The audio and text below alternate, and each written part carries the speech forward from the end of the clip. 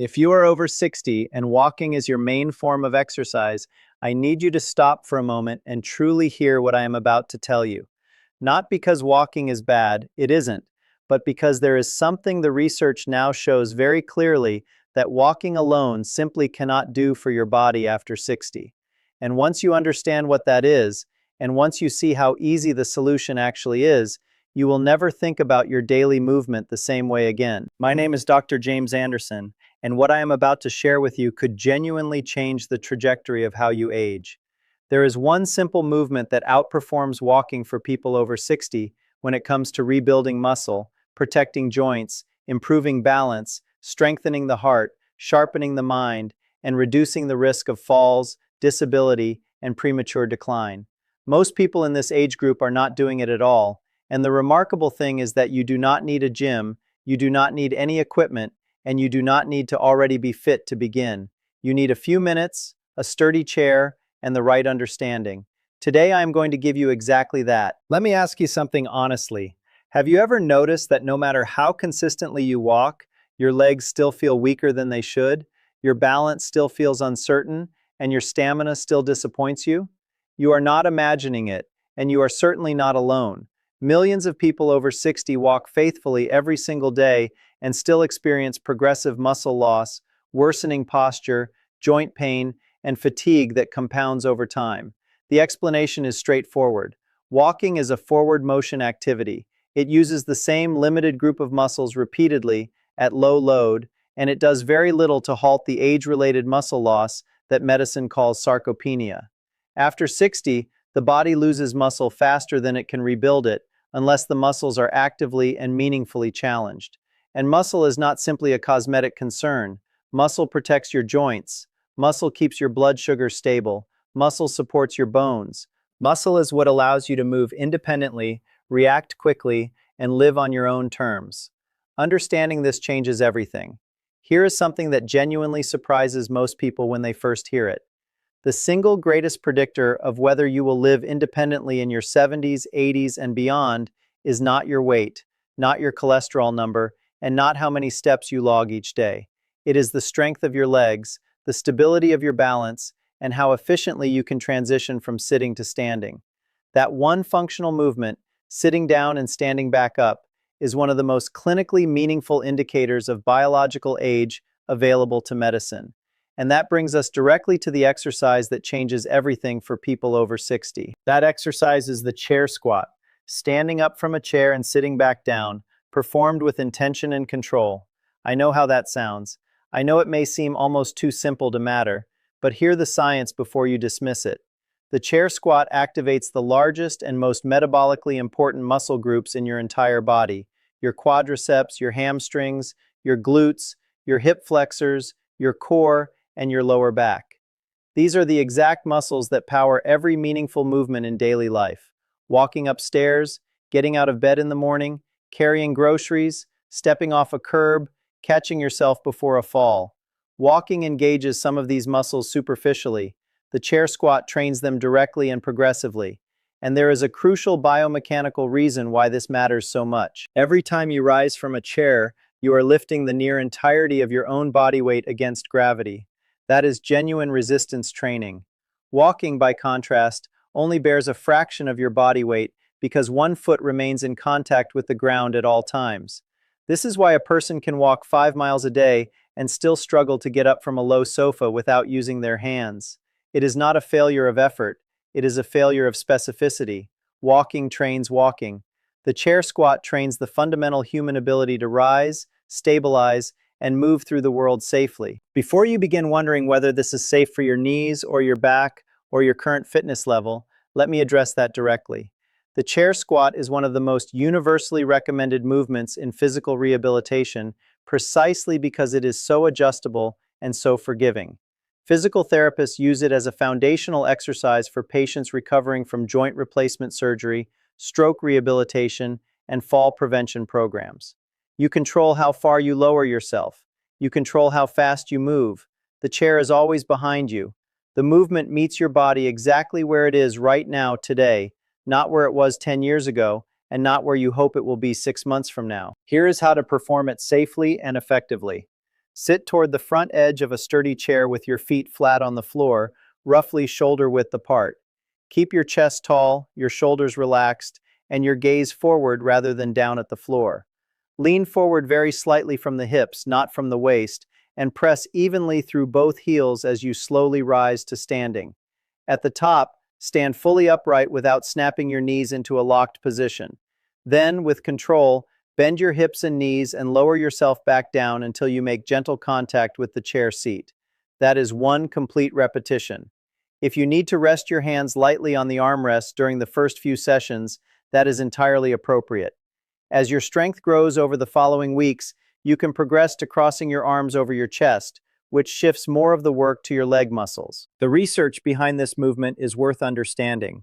Studies examining older adults' ability to complete sit-to-stand repetitions within a timed period have found strong correlations with longevity, fall rates, and sustained independence. The more efficiently you perform this movement, the more your biological age diverges favorably from your chronological age. Researchers have described it as one of the most accessible windows into how the body is actually aging beneath the surface, more revealing in some respects than conventional medical tests. That is not an overstatement. That is the state of the science. The benefits extend well beyond your legs and hips. When you perform repeated chair squats, your heart works harder to pump blood to those large working muscles. Your circulation improves. Oxygen delivery throughout the body becomes more efficient. Your metabolism activates in ways that a gentle walk simply does not stimulate at the same intensity. The cardiovascular response to this kind of resistance-based movement complements walking in a way that makes both more effective when combined. You are not just strengthening your muscles in isolation, you are conditioning your entire system to function with greater efficiency. There is also a biochemical dimension to this that most people are never told about. When muscle tissue is challenged through resistance-based movement, it releases signaling molecules called myokines into the bloodstream. These molecules act as communication signals between your muscles and your brain, your immune system, and your metabolic organs. They reduce systemic inflammation, improve the body's sensitivity to insulin, support cognitive function, and appear to offer protective effects against several chronic diseases. Walking produces some myokine release, but the evidence consistently shows that resistance-based movements like the chair squat generate a significantly stronger myokine response. Your muscles, when truly challenged, become a kind of internal pharmacy. Let's talk about falls, because this is where the stakes become most immediately serious for people in this age group. A fall after 60 is not simply an inconvenience. A single fall can alter the entire direction of a person's life. Hip fractures, head injuries, loss of confidence, reduced mobility, the beginning of dependence. Chair squats train the specific neuromuscular qualities that prevent falls: balance, coordination, the ability to stabilize the body when it is caught in an unstable position, and the lower body strength to recover when balance is briefly lost. Every controlled repetition you complete is a rehearsal for the moments in real life when your body has to catch itself.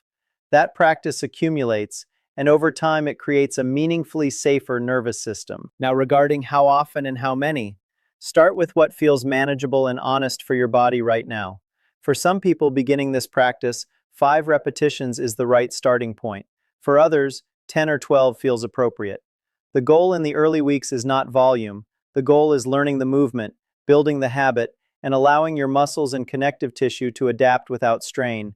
3 to 4 sessions per week is a solid foundation. As your strength develops, you can increase the number of repetitions, slow the lowering phase to make each repetition more demanding, or add a brief pause just above the chair seat before sitting. These small progressions create continuous improvement without requiring any equipment or complicated programming. I want to speak to something that often goes unaddressed in conversations about exercise and aging, and that is fear. Many people over 60 have quietly begun restricting their movement because they are afraid. Afraid of losing balance, afraid of falling when no one is nearby, afraid of not being able to get back up. This fear is real and completely understandable. But fear that reduces movement creates a cycle that produces the very outcome it is trying to avoid. Less movement leads to more weakness. More weakness increases fall risk. The chair squat interrupts this cycle in the safest possible environment. You are practicing, with the security of a chair directly behind you, the exact functional movement that your body needs to master in order to feel safe in the world. Each repetition builds not only physical strength, but genuine, earned confidence. That combination is irreplaceable. For those with sensitive knees, the adjustment is simply to reduce the depth of the movement. Go only as far down as feels comfortable and no further. For those with lower back stiffness, keeping the chest tall and the descent slow distributes the load appropriately and reduces spinal stress. For those who have been inactive for an extended period, 3 or 4 repetitions done consistently is a more powerful intervention than 20 repetitions done once and then abandoned. This is perhaps the most important principle in all of exercise science as it applies to aging. Consistency at a manageable level always outperforms intensity done sporadically. Your muscles respond to frequent, clear reminders that they are still required. They are waiting for that signal. Something as small as breathing pattern also matters here, and it is worth getting right from the beginning. As you push upward from the chair and stand, breathe out through your mouth. As you lower yourself back down with control, breathe in through your nose. This pattern naturally stabilizes the core muscles that support your spine, helps regulate blood pressure during the effort, and makes each repetition more coordinated. It is a small adjustment that compounds meaningfully across hundreds of repetitions over weeks and months. One of the most practical things you can do to make this a lasting habit is to anchor it to something you already do every day. Perform your chair squats before you sit down for breakfast. Do them while you wait for the kettle to boil. Use a commercial break during an evening program as your cue. When a new behavior is attached to an existing one, it stops requiring decision-making and discipline. It simply becomes part of the rhythm of the day. And when that happens, the benefits accumulate without effort because the effort has become invisible. There is also an emotional dimension to building strength that deserves to be named directly. As the years pass, many people experience a subtle but real shrinking of their world. Certain activities become too difficult. Certain places feel too far. Certain experiences begin to feel beyond reach. And without fully realizing it, life becomes smaller. Rebuilding physical strength reverses this process. When your body feels capable, your mind becomes more willing. You accept more invitations. You travel further. You attempt things you had quietly stopped believing were still available to you. The connection between physical capacity and emotional freedom is not motivational language. It is a documented reality that shows up consistently in the research on aging and quality of life. As your strength develops over the coming weeks, there is a simple progression available that requires no equipment and produces significant results. Instead of lowering yourself at a normal pace, slow the descent to a deliberate count of 3 seconds. 1, 2, 3, then stand. This extended lowering phase, called an eccentric contraction, is one of the most powerful muscle-building stimuli available, particularly for older adults. It creates a deeper training effect with no additional load. Another progression is a brief 1-second pause just before the seat, hovering above the chair before touching down.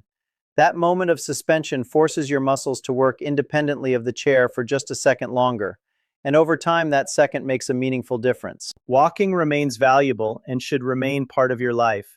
It is genuinely beneficial for cardiovascular health, for mood, for circulation, and for mental clarity. But walking and strength training are not competitors. They are partners. Think of walking as nourishment for your heart and chair squats as nourishment for your muscles, bones, and balance system. Together, they address the complete picture of what your body needs after 60. If you are already walking daily, simply add this one movement before or after your walk. The combination will produce results that neither practice achieves alone. More power in each step, more stability in your stride, less fatigue when standing for extended periods, and a growing confidence in what your body can do. Let me be direct about safety, because it matters. If you are currently managing severe joint pain, recovering from a recent surgery, or dealing with a significant medical condition, speak with your physician or a physical therapist before beginning this or any new exercise routine. Sharp pain during movement is a signal to stop, not to push through. Mild muscle fatigue in your thighs and glutes after a set of repetitions is expected and entirely appropriate. The distinction between productive effort and harmful strain is important. and your body will communicate it clearly if you pay attention. I want to close by saying something that I mean genuinely. Your age is not a ceiling. The biology of aging does not remove your body's ability to grow stronger, more stable, and more capable. It slows the process slightly, but the process remains entirely intact. Your muscles at 65 or 72 or 78 still respond to challenge. Your nervous system still adapts. Your balance still improves with practice. What your body needs is the signal that strength is still required. The chair squat sends that signal more clearly and more effectively than almost any other movement available to you right now. 5 repetitions today, done with care and intention, is the beginning of something that can genuinely transform how your body feels and what your life looks like in the years ahead. Start there, be consistent, and let your body show you what it is still capable of.